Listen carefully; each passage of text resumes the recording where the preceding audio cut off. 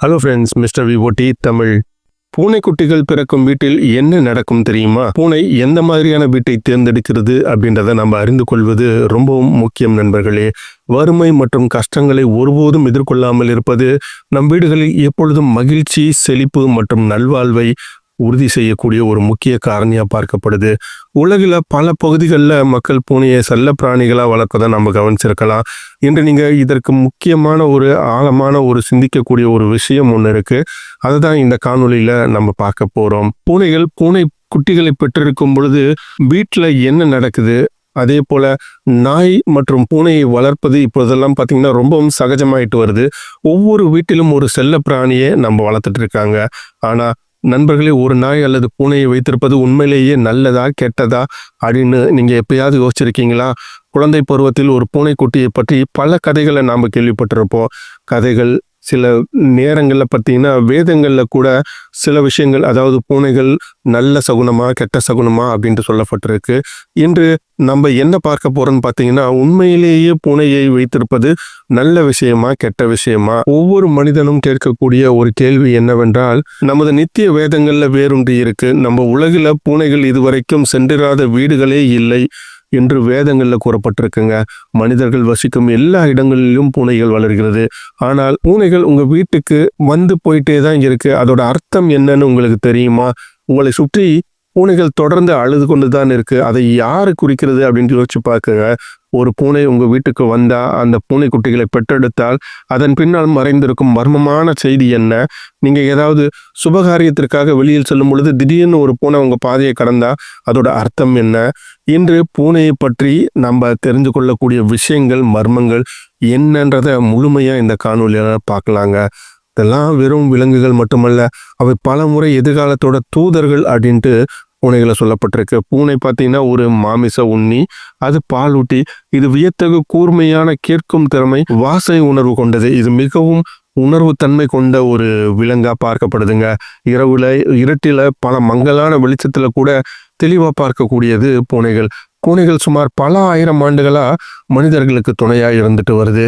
இவற்றோட இயற்கையான ஆயுள் காலம் பார்த்தீங்கன்னா குறைஞ்சது 15 ஆண்டுகள் ஆகும். நமது வேதங்கள்ல பூனை தனது பூனை குட்டியை பெற்றெடுக்கும் வீட்டுல மகாலட்சுமி தேவி இருப்பதா, வாசம் செய்வதா சொல்லப்பட்டிருக்கு. இதில் எவ்வளவு உண்மை, எவ்வளவு நியாயம் இருக்கு அப்படின்றத இந்த மர்மத்தை நம்ம பார்ப்போம். இது மிகவும் பழைய கதை. அதாவது பண்டைய காலங்கள்ல மக்கள் பூனையை வீடுகளில் வளர்க்க மாட்டார்கள், நாய்களை மட்டுமே வளர்த்து வந்தார்கள். ஒரு பெண் ஒரு நகரத்துல வசித்துட்டு வரா. அவளுக்கு ஒரு மகன் இருந்தா. அவன் பிறவிலேயே ஊனமுற்று இருந்தான். அவனால படுக்கையில இருந்து எழுந்திருக்கவே முடியாது. ஒரு அடி கூட எடுத்து வச்சு நடக்க முடியாது. அவனோட நிலையை பார்த்து அவனோட தாய் இல்லம் ரொம்பவும் வலிச்சது. அவனுடைய எதிர்காலத்தை பற்றி அவள் தொடர்ந்து கவலைப்பட்டு கொண்டே இருந்தாள். இவனோட வாழ்க்கை இப்படியுமே போயிடுமா அப்படின்ற மாதிரி யோசிச்சா. ஒரு வருடம் ஓடிவிட்டது. அடுத்த வருடம் பார்த்தீங்கன்னா அந்த பெண்ணிற்கு மீண்டும் ஒரு குழந்தை பிறகுது. ஆனா விதியோட கொடூரம், பிறந்த அந்த குழந்தையும் பார்த்தீங்கன்னா முதல் மகன் போலவே பிறவியிலேயே ஊனமுற்று இருந்தான். அவனும் படுத்த படுக்கையாகவே இருந்தான். எழுந்து நடக்கவே முடியவில்லை. இப்போட தாயோட கவலை ரொம்பவும் அதிகரிச்சது. 2 மகன்களும் உதவியற்றவர்களாகவும் ஆதரவற்றவர்களாகவும் இருக்காங்களே அப்படின்ட்டு இந்த ஆதரவற்ற உதவியற்ற இந்த தாய் இரவும் பகலும் அழுதுகிட்டே இருந்தா. யாரு தங்களை ஆதரிப்பார்கள் அப்படின்னு யோசிச்சா. பின்னாடி பார்த்தீங்கன்னா 3வது வருடமும் வந்தது. கடவுள் அவளுக்கு 3வது குழந்தையும் கொடுத்தாள். அந்த 3வது மகனும் பார்த்தீங்கன்னா முதல் 2 குழந்தைகளைப் போலவே அவனும் ஊனமுற்று பிறந்திருந்தான். அவளுக்கு எழுந்து நடக்கக்கூடிய வலிமையே இல்லை. படுக்கையிலேயே அடைக்கப்பட்டிருந்தார். இந்த பெண்ணோட இதயம் உடைந்து போனது. இந்த 3 மகன்களும் வேதனையான நிலையை கண்டு அவளோட வாழ்க்கை ஆழ்ந்த சோகத்துல முழுங்கியது. ஒவ்வொரு நாளும் அவர் கடவுளே, ஆண்டவரே, எல்லா குழந்தைகளுக்கும் இந்த நிலையில் பிறக்க நான் என்ன பாவம் செய்தேன் அப்படின்ட்டு கேட்கிறா. இந்த பெண்ணோட கவலை இன்னும் தீவிரமானது. இப்பொழுது அவளுக்கு 3 மகன்கள் இருந்தார்கள். ஆனால் 3வரும் ஊனமுற்று இருந்தார்கள். 3வராலும் நடக்க முடியவில்லை. அவர்களின் எதிர்காலம் என்னவாக இருக்கும்? அவர்களை யார் வளர்ப்பார்கள்? நான் எவ்வளவு காலம் வாழ்வேன்? நான் உயிரோடு இருக்கும் வரை அவர்களை கவனித்துக் கொள்ள முடியும். ஆனால் நான் போன பிறகு அவர்களுக்கு என்ன நடக்கும் என்ற கவலையே அவளை பெரிதும் வாழ்த்தியது. இப்போ 4வது வருஷம் ஆயிடுச்சு. 4வது வருஷமா அந்த பொண்ணு இன்னொரு குழந்தையை பெற்றெடுக்கிறான். 4வது மகனும் ஊனமிட்டிருந்தான். அவனுக்கும் அதே நிலையில் இருக்கின்றான். அவனாலையும் படுக்கையில் இருந்து எழுந்திருக்க முடியவே இல்லை. அவனால் கூட நடக்க முடியவில்லை. இந்த பெண்ணின் நிலைமை இன்னும் மோசமடைந்தது. நான் எப்பொழுதும் ஊனமுற்ற மகன்களையே பெற்றெடுக்கிறேன். ஒருவேளை என் கருப்பையில் ஏதாவது பிரச்சனை இருக்குமா, அல்லது என்னுடைய கருப்பை குறைபாடு உடையதாக இருக்குமா அப்படின்னு அவன் நினைக்க தொடங்குறான். அவன் நினைத்த அந்த பெண் மிகவும் வருத்தப்படுகிறார். சில நாட்களுக்கு பிறகு பார்த்தீங்கன்னா 5 வருடம் ஆகிறது. 5வது வருடம் இந்த 5வது பெண், அதாவது இந்த 5வது வருடமும் இந்த பெண் ஒரு குழந்தையை பெற்றெடுக்கிறார். 5வது மகனை பெற்றெடுக்கிறார். இந்த 5வது மகனும் பார்த்தீங்கன்னா 4 மகன்களைப் போலவே இருக்கிறார்கள். அதனால படுக்கையிலிருந்து எழுந்திருத்து நடக்க கூட முடியல. இந்த பொண்ணு இப்போ எல்லா நம்பிக்கையும் இழந்து விட்டால். முன்பு அவர்களுக்கு இருந்த அந்த நம்பிக்கை, ஒரு மகன் ஊனமுற்று இருந்த பொழுது இன்னொரு மகன் நலமாக இருப்பான், 2 மகன்களை ஊனமுற்ற பொழுது 3வது மகன் குணமடைவான், அந்த 3வது மகனும் ஊனமாக இருக்கும் பொழுது 4வது மகனாவது இவர்கள் எல்லாரையும் பார்த்துப்பான், அவனும் நல்லா பிறப்பான் அப்படின்ற மாதிரி யோசிச்சா. இப்போ அந்த 4வது மகனுக்கும் பிரச்சனை வந்துருச்சு. இப்போ 5வது மகனை பார்க்குறான். 5வது மகனும் அதே மாதிரி ஊனமோடு பிறந்திருக்கான். இவ்வளோ சிரத்துக்கடையும் 5வது மகனை குணமாக்கணும் அப்படின்ட்டு அவ இவ்வளவோ முயற்சி பண்ணுறான். 5 மகன்களும் ஊனமாக பிறந்த பொழுது அந்த பெண்ணோட நம்பிக்கை முற்றிலுமா உடைஞ்சு போயிடுச்சு. எப்பவுமே தனக்கு ஊனமுற்ற மகன் தான் பிறக்கணும் அப்படின்ற மாதிரி, தன்னோட கருப்பை குறைபாடு உடையதா இருக்கலாம் அப்படின்ட்டு அவன் நினைக்க தொடங்கிச்சு. இந்த எண்ணம் அவளை ரொம்பவும் கஷ்டப்படுச்சு. அவள் வாழ்க்கை வாழ்வதற்கே மிகவும் கஷ்டப்பட்டு போனாள். நான் இறந்த பிறகு இந்த 5 மகன்களுக்கும் என்ன நடக்கும்ன்ற கவலை அவளை ரொம்பவும் வாட்டி வதைக்க ஆரம்பிச்சு. இவர்களை யார் வளர்ப்பார்கள் அப்படின்ற கவலை அவளையே ரொம்பவும் கவலையடைய செய்தது. இந்த கஷ்டமான வாழ்க்கையை கண்ணீரோடு தன் மகன்களை அவ வளர்த்துட்டு வரா. ஒரு நாள் ஒரு வெள்ளை பூனை அந்த பெண்ணோட வீட்டுக்கு குடியேறிச்சுங்க. அந்த பூனை அந்த பெண்ணின் வீட்டில் தங்கி சில நாட்கள்லேயே பார்த்தீங்கன்னா 4 அழகான பூனைக்குட்டிகளை பெற்றெடுத்தது. அந்த பூனை 4 பூனைக்குட்டிகளை பெற்றெடுத்த பிறகு பார்த்தீங்கன்னா அந்த பெண்ணோட மூத்த மகன் முழுமையாக குணமடைஞ்சு படுக்கையிலிருந்து எழுந்து நிற்க ஆரம்பிச்சுட்டான். தன்னோட சொந்த கால்களில் நடக்க தொடங்கினான். அந்த பெண்ணுக்கு மிகவும் மகிழ்ச்சி அடைந்தாள். கடவுளுக்கு நன்றி தெரிவித்தாள். இந்த பெண் பூனைக்குட்டிகள் தன்னுடைய வைத்து கொண்டால், அவற்றை நன்றாக வளர்த்தாள். சில நாட்களுக்கு பிறகு பூனை மீண்டும் பிரசவித்தது. அந்த பெண்ணின் 2வது மகன் குணமடைந்தான். இந்த வழியிலேயே பார்த்தீங்கன்னா அந்த பூனை எப்போல்லாம் பிரசவித்து குழந்தை பெறுகிறதோ அப்பொழுதெல்லாம் இந்த பெண்ணோட பசங்களுக்கு கால் குணமாக ஆரம்பிச்சிருச்சு. இதே மாதிரி பார்த்தீங்கன்னா 5 முறையும் பூனை பிரசவிக்கும் பொழுதெல்லாம் 5 மகன்களும் குணமானார்கள். அதோட மட்டும் இல்லாம அந்த பெண்ணோட வீட்டுல பஞ்சமே இல்லை. ஒரு பூனை தனது குட்டியை பெற்றெடுக்கும் வீட்டில் லக்ஷ்மி தேவி விரைவாக வருவாள் அப்படின்ட்டு நம்மோட சனாதன வேதங்கள்ல கூறியிருக்க. அந்த வீடு மிகவும் மகிழ்ச்சியானதாகவும் செழிப்பாலும் நிறைந்திருக்கும். ஒரு பூனை தனது பூனைக்குட்டியை பெற்றெடுக்கும் வீடு ஏராளமான மகிழ்ச்சியும் செழிப்பாலும் ஆசீர்வதிக்கப்படும் அப்படின்னு சொல்லப்பட்டிருக்கு.